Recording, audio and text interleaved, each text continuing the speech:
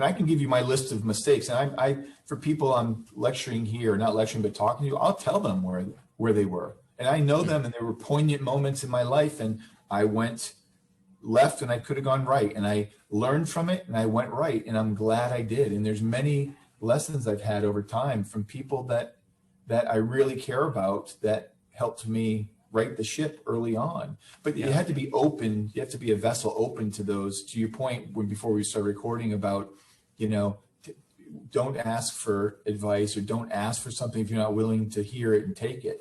Yeah. And you shouldn't even have to ask. If somebody says, hey, Joe, you know what? You come off a little bit snarky. I'd be like, well, thanks. Okay. Yeah, it hurts my feelings, right? But that's not what you're telling. You're helping me. Like, you just helped me. So I'll go in and I'll try to work on that. My wife and I will teach you, to tell you something that did happen when I was a young doctor, and I got called at night. And we were on 36 on, 8 off, 36 on, 8 off, 36. And I was told it was a one night off. I got called from an emergency room, and somebody was asking me questions, and I hung up the phone, and my wife was a banker, and I went to take the remote control to press we had a VCR video, and I went to press that. I think we were watching Austin Powers or something, and she took it away and hit pause. I was like, what are you doing? And she goes, you were a jerk.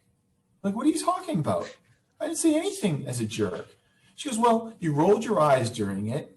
You were kind of snippy towards a person. She goes, I don't know what you're talking about, because I'm not medicine. I don't even know who you were talking to. But, like, that's not who you are. And I'm like, and I started to make an excuse. She goes, well, make an excuse. I'm just telling you what I saw. Yeah. So I said, you know what? You're right. I picked up the phone. I called back to the emergency room. I asked for the doctor. And I said, this is Joe Flynn. We just talked. I want to start off and say, I'm sorry. You asked me for help, and I wasn't helpful. So I hope you'll accept my apology, and we can go through the case again.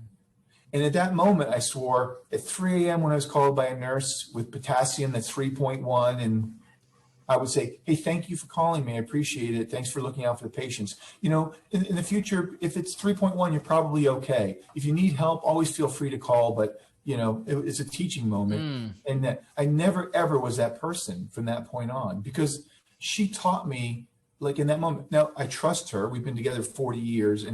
But she helped me, again, go right and stay right. Yeah. And there's been other things that have happened like that. But I could have also pushed back and said, you don't know, you're not in medicine. What do you know? You're a banker. No, that's not the point.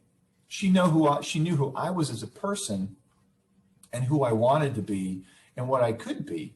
And that was an important thing. And I think as leaders, we need to all be willing to do that for people, and to have those tough conversations to say, I think you're brilliant. I think you're amazing. I want you to work on the fact that when people call you and you're not ready to answer, you come off maybe as a little put off. Something you can work on. Let's work on that.